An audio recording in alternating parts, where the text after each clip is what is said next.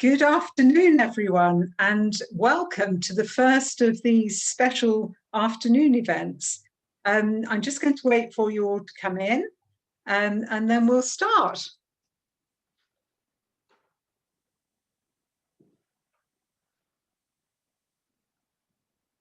And I can see you all coming in now. When you're in, please do feel free to use the chat facility and tell me who you are and where you are. That would be lovely.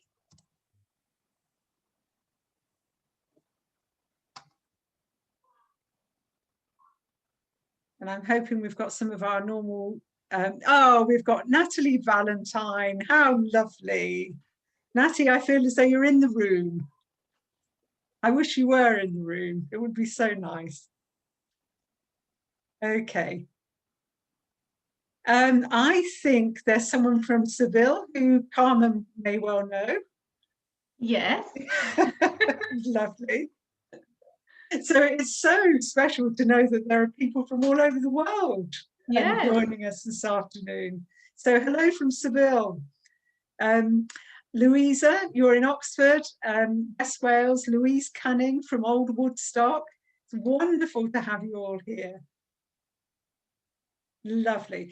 Right. Well, I'm going to start in a moment. Before we kind of learn a little bit more about what's going on at Blenheim at the moment. Can I just draw your attention? You should have a set of tools either at the top or bottom of your screen. One of them is marked Q&A. So if you have any questions for Carmen or for me, then please use the Q&A facility. And failing that, do use the chat. I hope you enjoy it this afternoon. And it gives me great pleasure to welcome my very good friend and colleague, Carmen Alvarez, who is our Deputy Collections Manager at Blenheim Palace. Carmen, welcome. Hello, good afternoon, everyone. Now, Carmen, I know we're closed to the public at the moment because of the COVID situation, but that's not to say that you've been sitting at home twiddling your thumbs. So you've been very, very busy and you've been giving just about every item in the palace a good old clean. Now, before we start looking at that in great detail, could you tell me a little bit about your role? What is it you do at Blenheim? What does a Deputy Collections Manager do? Sure.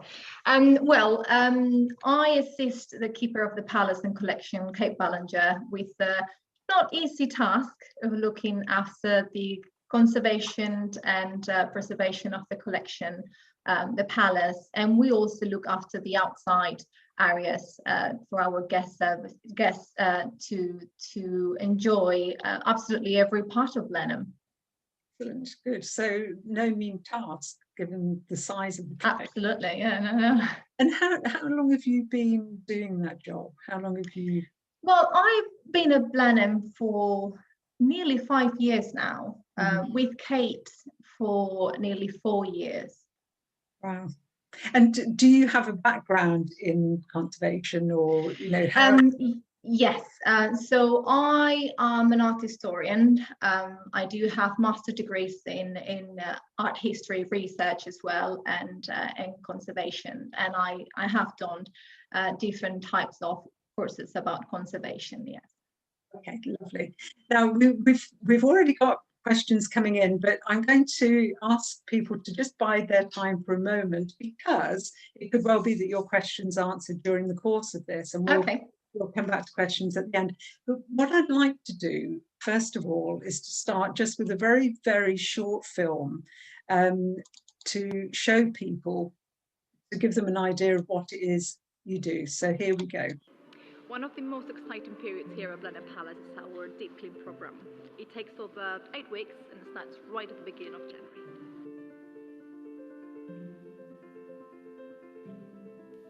We bring the carpets from the rooms into the grey hall, where we can leave it flat and resting for a couple of days while we clean it and inspect it for any kind of damage or insect attack. The silver centerpiece is one of the star objects of our collection. We dust it using different sizes of hawkshair brushes, soft enough to avoid any scratch from top to bottom, and making sure that we avoid any dust accumulation in corners.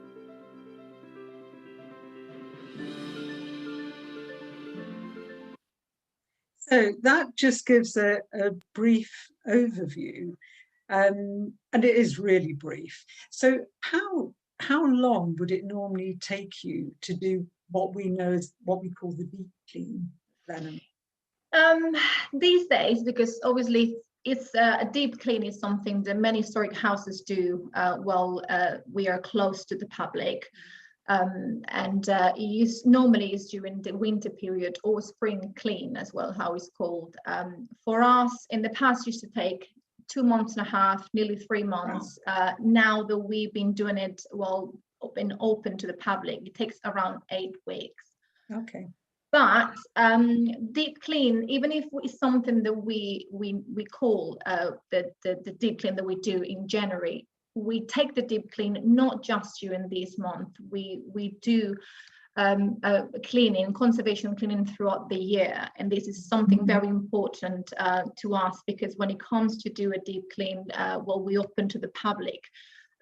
We don't have that stress of having to move everything around, which still we do, but we have everything under control much better, and we can monitor the objects throughout the year. And when it comes to January, sometimes we don't have to touch absolutely everything. Okay, all right.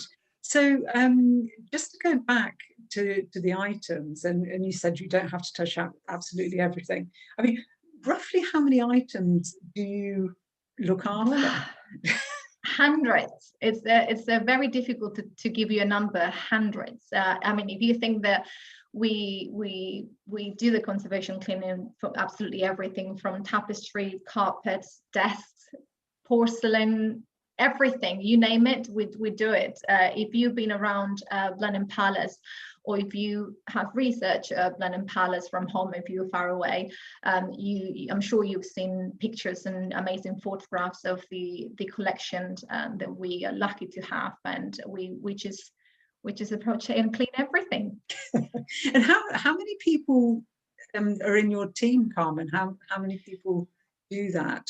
Well, this is actually a good question, because normally when I give the answer, people get very surprised. We are not a large team at all. We have 4 lovely ladies working with us. They do the conservation cleaning in the palace, but they also look after the outside areas as well, to make sure that we present high standards to our guests, which is what they deserve.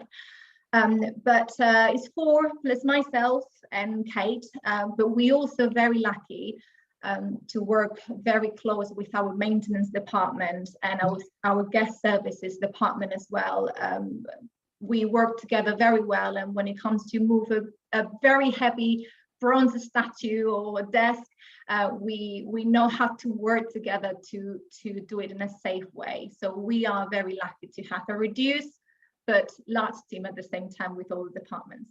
Okay, so this picture, there you are, and you're standing on a very valuable carpet, and it looks as though you've been moving items into the Great Hall. Is that right? Yes. Okay. This is what we normally do. We empty every room. We take everything to the Great Hall. So all the items that you see there, furniture, carpet, we inspect them, because other thing that we do, and is part of the conservation cleaning, is to monitor the pest, to avoid that we have any kind of infestations. It's the same with environmental monitoring, which we also supervise that. It's very important for the conservation of each item. So what you see that we're doing here at the moment with the carpet, we hoovering, so we're using this hip hoover. But before we clean anything, we do the inspection. In case of the carpet, we check the edges, the corners, because it's normally when you can find carpet beetles or moths, and the same with the chairs that you can see in the background. So before cleaning anything, and this is important, and any conservation cleaning, is to know what you're going to clean and how to approach the cleaning of the object. So yeah. Okay. And what have you got on your feet, Carmen? Those my best friend, very fetching boots. Shoe coverings. Yeah, we cannot walk on an historical carpet with our shoes on, or even without them. I always rather use the shoe covers to make sure that we don't have any dirt, oils, or anything on it. Okay. Now the next slide is the couple of slides are two of my favourites, and in the very short film clip at the start, I saw you carrying in some candelabra. And can you explain what's happening in this and this picture? What's going on here? So this is the lovely hero. Unfortunately, he's not within the team anymore. He went back to Japan. But what he's doing here is cleaning. This is a crystal candelabra. We also have crystal chandeliers. With normally when we do this open to the public, people love this because it's very interesting and very delicate. So what we do here, what you see there is a hogshead brush is where he's holding, which I have one here with me. We use this kind of animal brushes. This one is hog's hair. We will use this for the gilt bronze, which is the body of the chandelier or candelabra in this case. And then for the crystal, we will use lint-free cloth and distilled water to wipe and dry immediately the crystal to avoid any kind of marks. But yeah, it takes a long time because we need to do one piece individually, so it takes a long time. And Carmen, how many chandeliers and candelabra are there? Well, candelabra in the public site, we have 6. So 2 of them they are on tables, 4 of them on mantelpiece, and 6 of them are in the Grey Hall.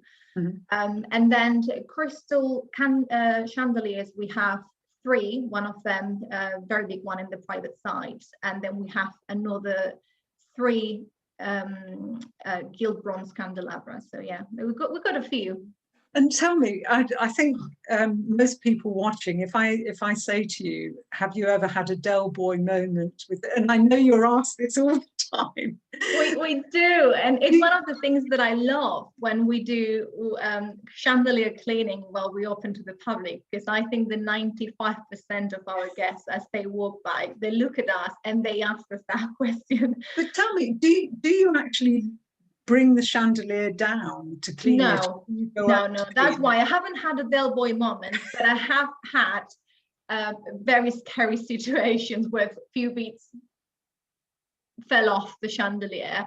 And it's because in the past, if you think that these chandeliers have been cleaned for the last 300 years, so the way that they were cleaned previous years is nothing compared to the way that we do things now, obviously. But in the past, not that long ago, they used to take every single part apart and then used to clean everything individually and put it back.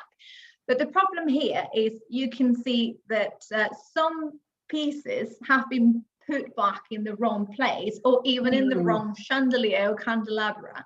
But I think this is part of the history of the object as well. We don't do it like that. I think that these days is a job for a conservator, not for conservation cleaning. For us, we monitor, we clean, and we report if it needs any kind of repair. Okay, you're excused. So. Well, yeah, but yeah, no, it's a scary moment every time they, especially when you do the high clean of them. It's very scary. Yeah, you don't know. Carmen, when we spoke a couple of weeks ago, I believe this is one of the jobs that you were undertaking. So this is a very old photograph of the 10th Duchess. So that's the grandmother of our present Duke. And you can see she has her hair up in a scarf.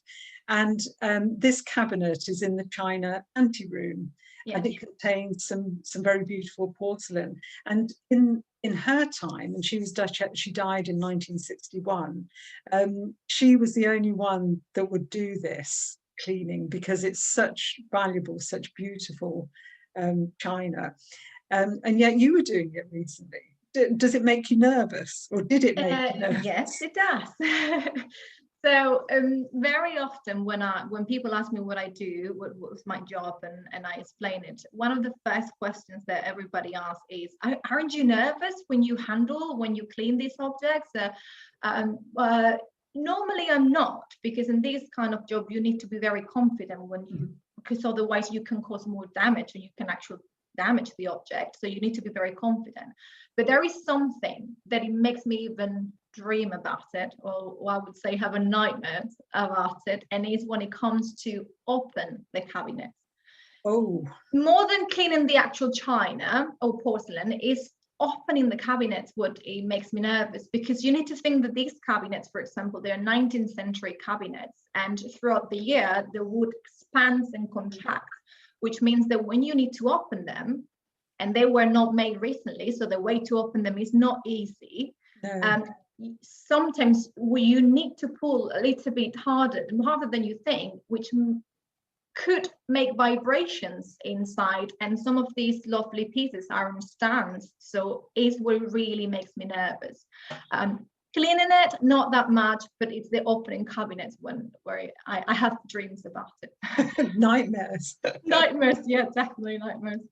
Okay, so let's leave the 10th Duchess where she is at the moment. And again, one of the stories I heard, her palace administrator was a lovely gentleman called Archie Illingworth, and when it was the time of year to do the china, the Duchess used to march down to where he used to live, which is where the Churchill exhibition is at the moment, and knock on his apartment doors and say, Illingworth, we're going to do the china. And he used to hate it. Our next photograph actually is of said Archie Illingworth up a ladder cleaning the singer sergeant of the 9th Duke. And that's his wife, Anne, just at the bottom there, cleaning the chess set. And the reason I've included this really is to introduce our next photograph and to just show people how things have changed, because there's Archie up a very long ladder, but here are you, and there you are in the Great Hall, about 67 feet up. Absolutely, yes. What are you doing there? Seeing these pictures always is what it makes me feel very, very lucky of what the team and what we do, because we are part of this incredible history and this amazing place, and we are doing things that just a few people have been able to do. So that's why what we do, we do it proudly, and we do it every day is different, which is what we love as well. So what I'm doing here, this bust of the first Duke is a very early 18th century bust, is above the saloon door in the Great Hall. What I'm doing here is using one of the hawkshair brushes to clean the marble, because it's soft, but it's hard enough to be able to clean this kind of surface. Mm-hmm. And as we always do when we approach to clean any object, we do it, we inspect it, we know where the damage is, we know how to and what to use to clean it, and then we approach it from the top to the bottom. So yeah, so this is what I'm doing here. And I'm not sure if you can see on my helmet, I'm wearing a GoPro camera, which is just something that we trying to bring to everyone. So close-ups and just see how we do things, which this hasn't never done before. So we're very happy to be able to share this. So stay tuned, because this is coming to you. No, that's fantastic. And again, it's interesting to see that whereas the Duchess had a headscarf, you've got a hard hat, yes. And you're wearing a mask. Is this? I'm wearing a mask, yeah, obviously for these days reasons, but also to avoid the dust, to inhale any dust, which obviously is not good from the health point of view. No, so that's what we do. And gloves as well, depending what you're handling or you cleaning, there are different type of gloves, same way that you have different type of brushes. So that one, the one that I'm using there, is the biggest one that we have, which is the hawkshair one. But and it's angled, isn't it, as well? This one is an angle, exactly, which it helps a lot if I need to, we need to clean anything that is a little bit intricate, is very good to use that. And for porcelain or gilded furniture, anything like that, we normally use very soft. This one is goat hair. This is a Japanese palette brush. So we use this for the very delicate objects. Okay. So just moving on, there we have you again. So lucky because, you know, once upon a time, it was rare to have a picture of someone doing this. But now we've really built up a library and kind of appreciate how important it is. And what are you cleaning? And B, what are you using to clean there? So talk us through this. Here I'm cleaning a beautiful lion. Many people, when you say lion, they ask, lion, really? It is. It's 19th century, actually. It's catalogued as family bird, but it's 19th century. And it's a beautiful piece that we have in the green drawing room. I normally like to take it apart, but not always, because what you see, the body of the lion comes off the base. Oh, right. But I'm gonna be very honest, and the brush that I'm using there is not the right one. That was a picture moment. Normally I will use the one I've shown here, which is the very soft one. Right. Because obviously a porcelain is very delicate, and anything too hard can scratch the surface. And then on the right picture, you see that I'm using a lint-free cloth, which is the base tool that we use for the daily cleaning in the palace. For any hard surface, that's what we use as well. We could use this for porcelain and china, we do, but we need to be very, very careful and sure and know the piece to make sure that it's not chipped or anything lifting or scratches. So that was another picture moment, because I wouldn't use the cloth around the teeth area or the relief on the head. I will use it mainly on the lower section, what I know that it's not going to get caught or anything. Carmen, when a piece like this, so you've got your brush and you're dusting it. Yes. Do you use any kind of product on it at all? No. No, okay. I'm not a big fan. Later on, I think it will be good to discuss a different aspect of what historic house conservation cleaning is. I think we're going to come to that. Yeah. But I'm not a big fan of using any kind of product, and because sometimes you build up layers of that product, and it can be worse than actually trying to help the object. Could be worse than that product than the living as it is. But when we do, as you can see here, that I'm applying some wax to the leather top table, it's been checked first with the conservators. We just don't apply things because we think, okay, well, I'm going to choose this, I'm going to put, no, it's actually been, this piece of furniture has been monitored throughout the year.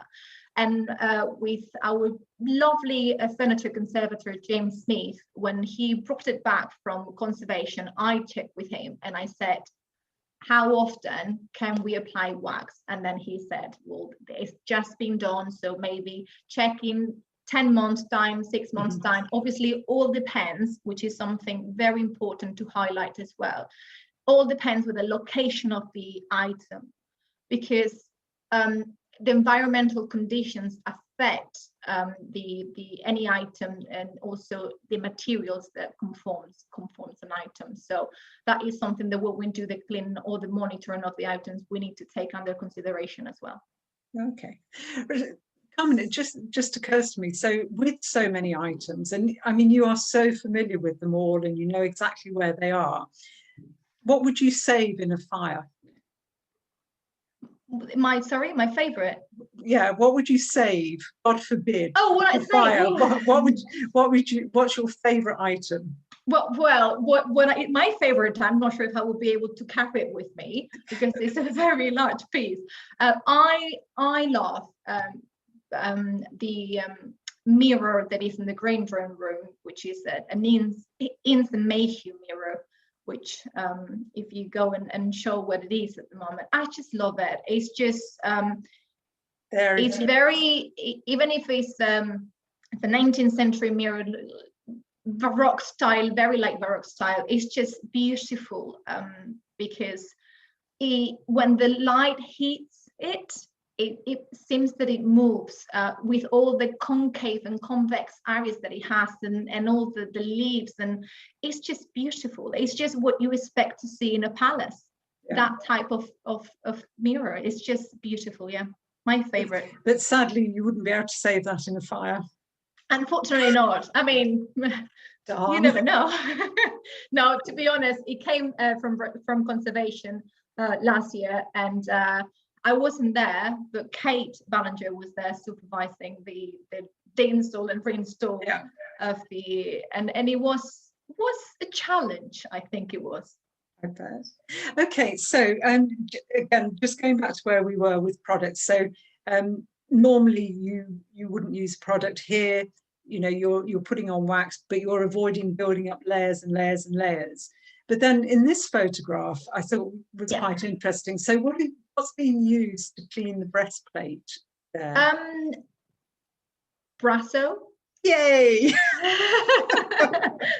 Brasso, however, again, when needed and if needed. You can see, for example, something has already been sorted. Actually, one of the reasons why I don't like to use products and on historical items, if it's needed, obviously yes, but if not, you can see around the edges there's a little bit of build-up of product around the rivets. Yes, correct. Yeah. So that is something that now has been sorted and it's been cleaned, and everything is fine. But that kind of mistakes could damage more the object that actually do any good as you pretend. Because when cleaning objects, no matter if you just dusting, if we take up to one side using any type of product, when you approach historical objects, just cleaning, just using a brush like this one, you're already damaging because you're already touching. So, and there is a high risk of damaging it even more. So that's why it's very important to know how often each item needs to be cleaned, or if it needs to be cleaned, full stop. Right. So things like these, like the breastplates and things, are they done once a year or? When needed. When needed. Okay. Yeah, we haven't touched these in a very long time now, but when needed, obviously we dust them. So because they're not touched, so they hold, and there's certain areas, like for example, if whoever has been to Blenheim or knows Blenheim or has read about it, when the key hole for when we open the front door of the palace. Let me see if I can find it. I'm not sure if you can show them. So that is touched every day by the staff who opens the front door of the palace to all of our guests. Yeah, you can see that there. You can kind of see it in this area. We need to polish that more often, obviously. Yeah. Okay, right. So moving on.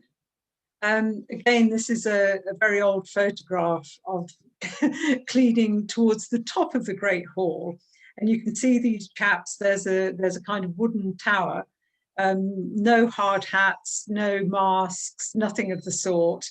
But I think such a contrast to this, which I think is just a fantastic photograph. So it not only showed you in all your kit, but it shows how you're getting up there. And I think you said, Carmen, you're not a great one for heights. Oh, it's been a journey, Antonia. It's been a journey. I've never been. When I started my training in conservation back in Spain, when I was at university, I discovered that wasn't my thing. But then at the same time, if you want to work in this field, you need to get used to it. Otherwise, you won't be able to do these type of amazing things. I mean, I'm up there, and I got in front of me these Corinthian capitals that are carved by Gibbons and his team. Gibbons was working at Blenheim from 1709 to 1712, and they did all the amazing carvings that we have around the Great Hall, outside as well, a few areas private side. But those just the opportunity of seeing this so close, I just feel lucky. So that's why I needed to get over my fear of heights, otherwise I won't be able to do this. But also I think it's interesting, you know, seeing this photograph, and it's something I'd never seen before. So Grimling Gibbons, as you quite rightly said, worked for a long time at Blenheim, but he was better known as a wood carver than as a stone. And if you look closely at the top of these carvings here, it looks as though he ran out of steam and probably thought that no one would ever see them. No one will see it from the top. Yeah, the guests will come to the front door and never look up, but never from above. Yeah. So I think it's rather splendid that we're able to do this now. And as you say, how privileged for you to see them close up. It's just incredible. Yeah, absolutely. Which again kind of leads me on to a time a while ago when we had the window frames painted in the Great Hall. And this is the scaffolding that was actually up inside. And it's taken us right up to the very top, right up to the ceiling. And Carmen, you were saying that, you know, you don't just clean items once a year, it's a continual program. Yeah. And of course, as you clean things, you can see areas that need some attention. And the other thing that you find is where... Signatures. Exactly. So we've got a T. Harwood plasterer from 1843. And you sent this through to me quite recently. Where was this found? A green door and room. Ah, right. Okay. And yeah, green door and room. Could you 1888, a pair of gilders that work on the ceiling up there.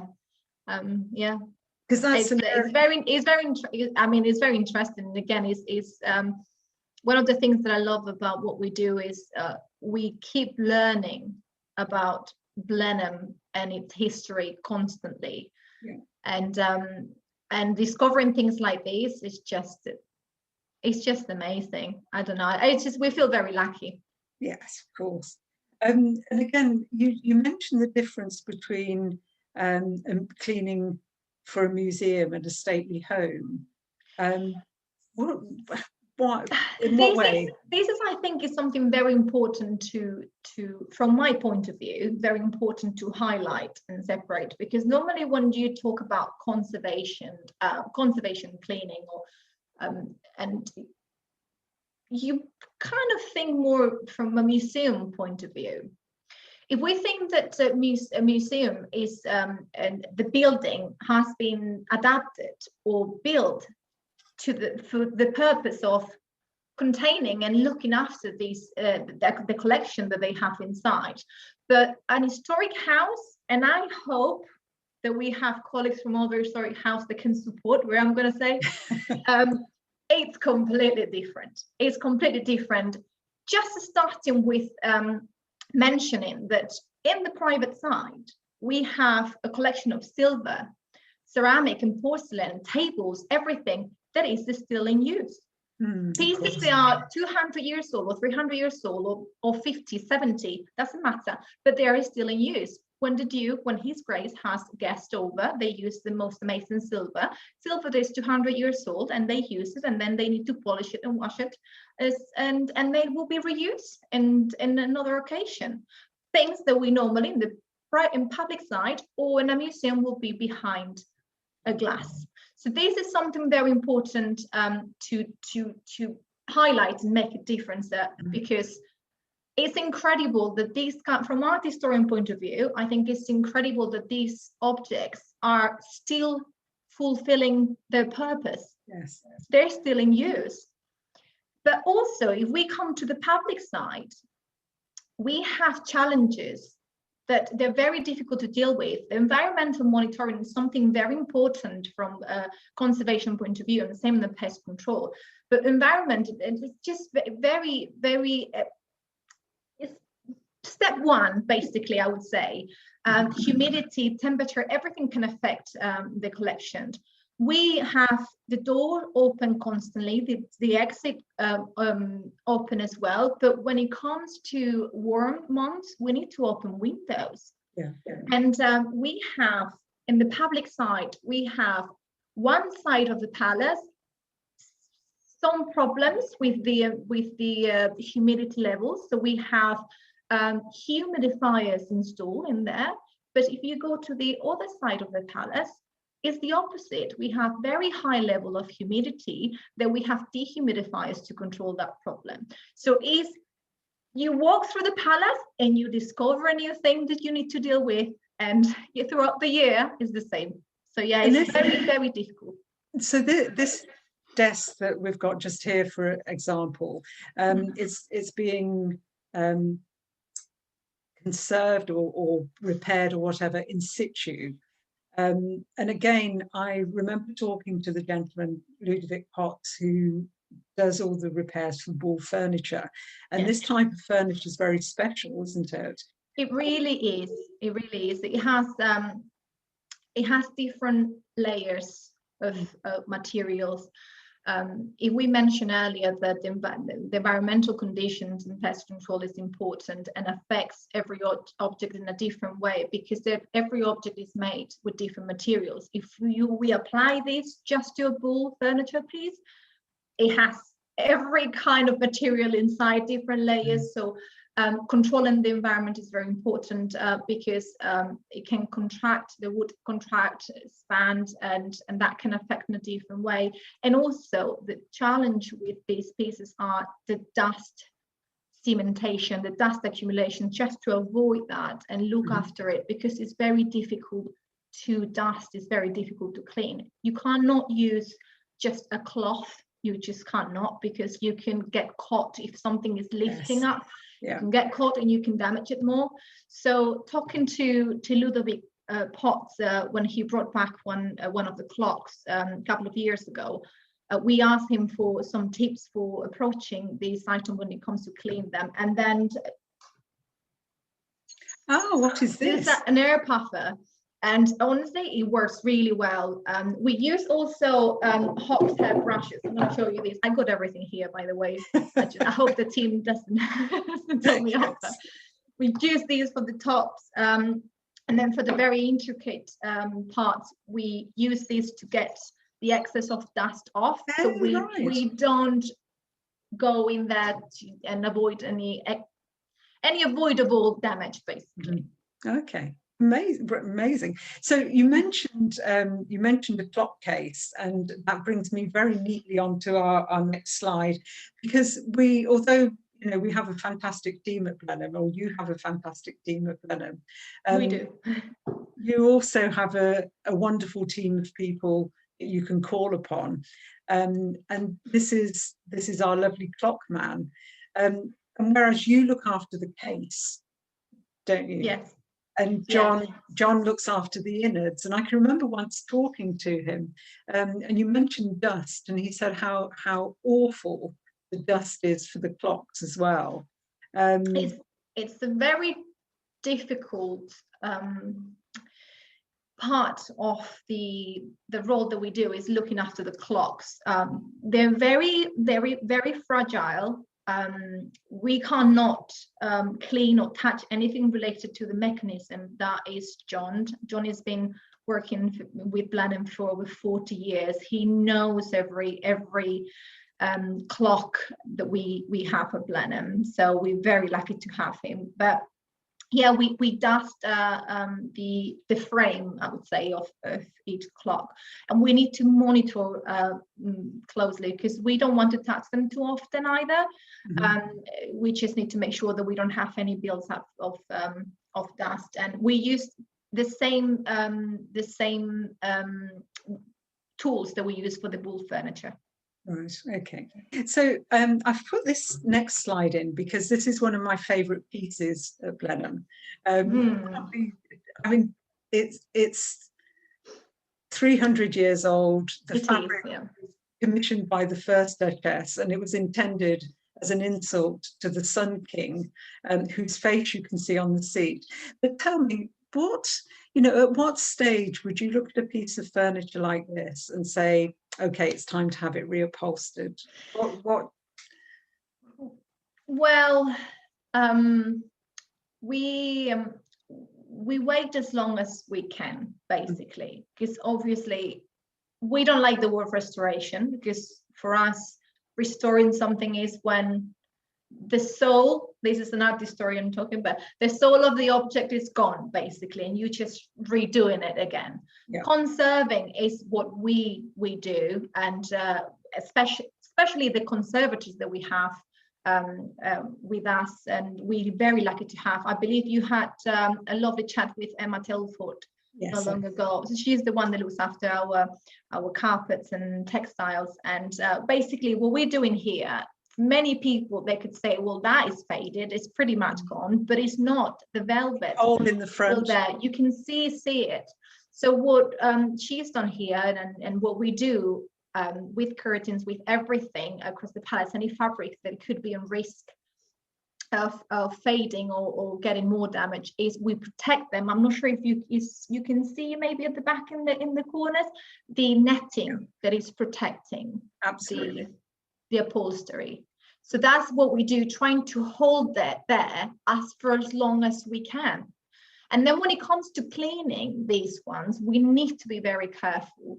Obviously, we use different ways to clean the frame and the legs of the chair, but when we actually clean the fabric, we use very, very slow sectioned and not very powerful museum Hoover to clean it. And we use, I got it here as well, goat hair brushes for the Hoover as well. And then on the actual tube, we protect the tube with netting or tights. We can use tights as well, just to limitate the section as well, and avoid it if a piece comes off, to avoid that it goes straight into the Hoover. So we use a very gentle cleaning, and again, pest monitoring as well, to make sure that we don't change it. I'm not sure, we don't have a picture of it, but there were another 2 chairs that they were conserved by Emma Telford. And what we did in that case, what she did, she's amazing, I don't know how to do that, but is the threads, we had pretty much few threads left. So she reupholstered that chair, but she kept the original threads underneath. So nothing original has been removed.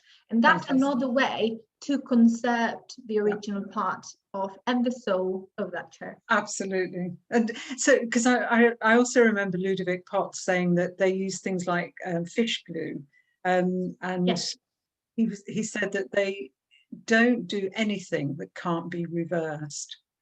You know, that is rule number 1. Yeah. I'm not sure if in English is a thing that you said, but basically when it comes to conserve or restore, for some people, an historical object, you cannot imitate the original to pretend that nothing happened. Yeah.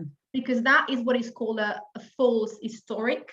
Yeah. That's I might be a little bit lost in translation here, but that is basically lying. You are pretending that nothing happened, but actually it has happened. So that's why when a painting is there is an Italian term, there are different techniques, but when a painting is conserved, they have different techniques to fill a gap, for example, or loss. And the most famous one is very fine lines. They're called rigatino.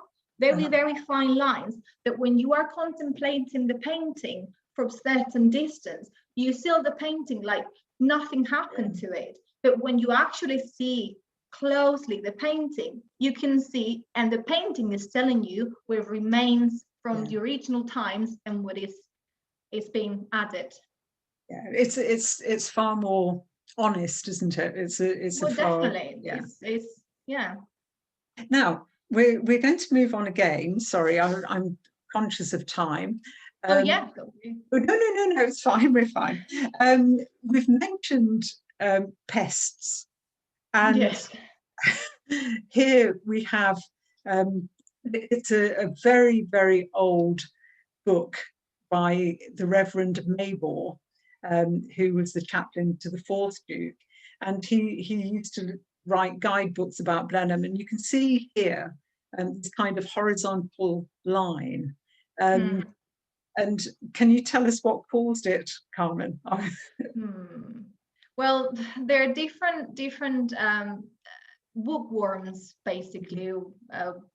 They're the enemy to battle against. They are the enemy. But also they're not even worms, are they? No, they're not. But basically, the larvae, they just, when they're inside, it's what you see, that corridor that they make to come out, and at the same time on the way out they eat everything that they find on the way. But we also have, believe it or not, we found not long ago some carpet beetle larvae in some of the rooms, because they like natural animal materials. So obviously the leather and everything that we have, the bonding of the books, they just go everywhere. But I think, and again, I hope my colleagues from other historic houses can support me here, moths are definitely the big enemy. They're very difficult to battle. But we keep an eye. It's part of our monitoring anyway. We got traps in every room, and then we move everything when we can, just to make sure that we don't have any infestation that we don't desire. That is great. English Heritage and National Trust, they are amazing when you want to learn more about these sort of things. This list is very helpful for us. It's horrendous. It's like a horror. It really is. Yes. We use two different products to make sure that we don't have problems with moths in the public side and private side. We have Constrain, which is famously used by historic houses, museums, just to protect the fabrics. But we also have Moth Shield, which use vaporizers. They're all natural made, so there are not chemicals in it. So we don't put them on the guest roots or anything like that, but we definitely use them in the private side. So it's not, I mean, if a kid or a dog goes near it, it won't cause any damage. So but it's very effective, and we use that as well to spray and to use the vaporizers against that. But they are very difficult to eradicate. Carmen, if I were to say to you freezer, what would you say? Oh yeah, I know what you asked me that. Yes, it happens once since I've been working at Blenheim. I think we can control everything pretty well when it comes to pest infestations. But yes, when you have a large pest infestation, moths or anything, a good way to eradicate that infestation, especially for the worms, for the larvae, is just taking the cloth or anything you have and just put it in the freezer. It needs to be at least a -18 degrees. Right. So that will keep it for at least 3 weeks. Any old freezer for 3 weeks. Any old freezer for 3 weeks. Okay. Yeah. And one of our listeners, Natalie, has said, are spiders an issue as well? Do you mind? Spiders are not an issue, and they're not a problem. They're a problem for me because I'm terrified of them. But for the collection, they are not. In fact, they cannot help to eat undesired insects. But they are not an issue. They're huge, though. They're huge. Okay. So we've mentioned, or you have mentioned, how important it is to keep everything clean, as you know, throughout the year, really, and how it helps you to pick up various things. And this is a picture, as you know, of the fantastic Willis organ that dominates the end of the long library. And I love this picture. But what I love most, or even more, is this picture of the inside of the organ. And this is looking down on it, and it has 2,300 pipes.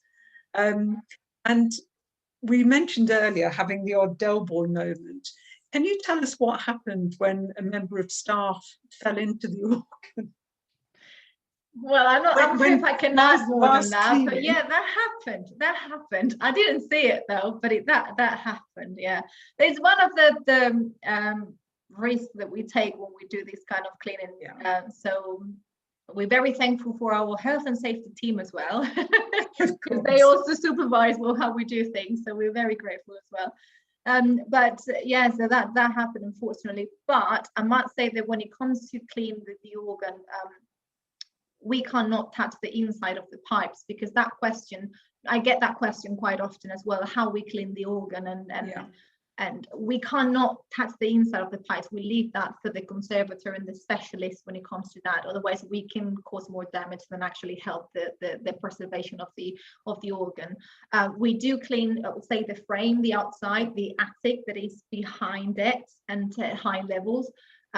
We need to do a very important monitor with pests, mainly rodents, because obviously they love the inside. I think it's called, there's leather or something inside the pipes as well, so they love that. So we need to be on top of these as well around the organ. Is very important. We haven't had any problems so far, but it's also something to keep in mind as part of our role. Gosh, well, we're going just to finish. I just wanted to share this with you as well. Again, these are 3 tiny organ pipes that were actually stolen from Blenheim during the Second World War. They were stolen by one of the little boys that was evacuated to Blenheim with a public school, and they were finally returned to us at the beginning of this century, and he had kept them for 70 odd years. So this always makes me smile, because again, it would have been when they were cleaning or when they were having the organ service that they noticed these were missing. Now, I think you've answered loads of questions as we've gone along, Carmen. Please, any of you, do ask further questions, and we have a question here waiting that was posed right at the very beginning, and it's from Natalie Valentine, and she says, Carmen, and she called you gorgeous. She said, can you remind me why it's so important to hoover the carpet behind the doors in the palace, and also how are the tapestries cleaned, please? So why is it important to hoover the carpet behind the doors in the palace? Does she mean the red carpet that we have across the palace? Okay, she might mean that one. Okay. Because that is very important. That's actually a really good question. When our guests come into the palace, they walk, as you can see in this picture that you have right now on the screen, they walk over this gravel courtyard, and they come into the palace and they bring dust with them. But not just because they're walking on this gravel floor, it's also because a human being, we leave dust behind as we walk. So that is something to consider as well when cleaning and looking after the collection and any place, not just here at Blenheim. So our guests walk on a red carpet that is throughout the palace all the way to the exit. And the amazing teams that we have, because this is something that we all have done, the guides are doing an amazing job these days. The guest services team, I think you as well, we all have hoovered those carpets. And it's very important because hoovering that will avoid pests coming to eat that dust, and also the dust to expand across the room. So every day that carpet must be hoovered. Okay. And the second part of her question was, how are the tapestries cleaned? Well, yeah, this is kind of related to when we talk about using wax and things like that on furniture that is checked first, and this question is raised to the conservator first. So the way that we clean the tapestries, we at Blenheim, we just do a light hoovering on the edges mainly, and again to inspect that we don't have any infestation. We use hip hoover and museum hoover that we can control the section as well, and we use the same technique that we use on on upholstery that we mentioned earlier on that chair. To a professional conservation cleaning, the lovely Emma Telfer, I think she mentioned it on her interview, they're taken to Brussels and they use amazing machines and special soaps and everything to clean them. It's so like a car wash, isn't it? It is, it really is. It's quite amazing, yeah, quite amazing. But we do a very light cleaning. And I must say that the front of the tapestry has a rotation to be clean, and the back has another rotation to be clean. So the front normally is between 5 and 10 years, the back every 15 and 20 years. But all depends how busy the room is, how much dust you get in this room. And a year and a half ago, when Emma came to the palace to talk about future project, I walked with her through the rooms and I asked, this one, and she said, well, it's time to leave that one. So we always are in good conversations with our conservators. Excellent. Thank you. We've had another question from Charles Hyam. Lovely to have Charles here as well.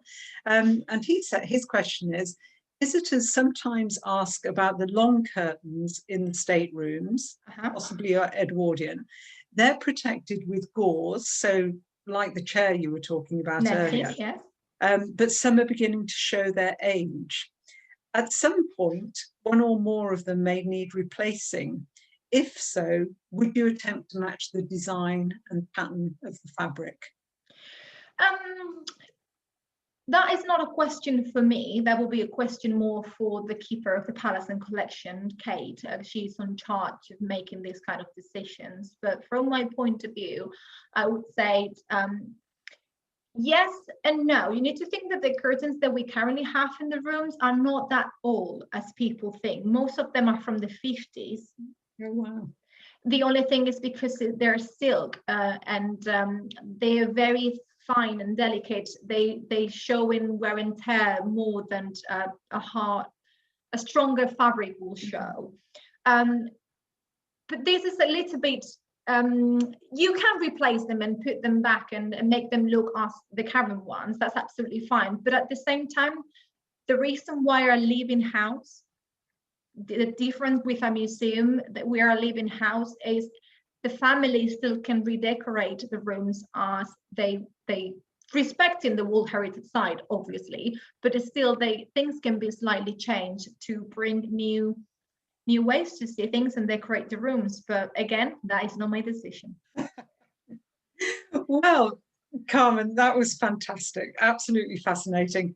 Thank you all for joining us this afternoon, and thank you for joining us from so near and so far away.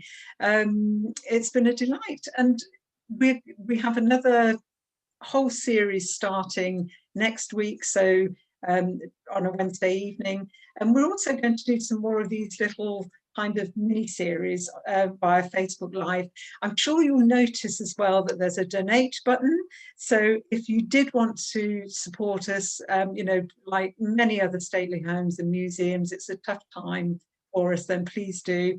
And thank you so much for joining us, Carmen. Thank you very much. Yeah, it's been a pleasure. Thank you. Thanks. Bye-bye. Bye-bye. Bye.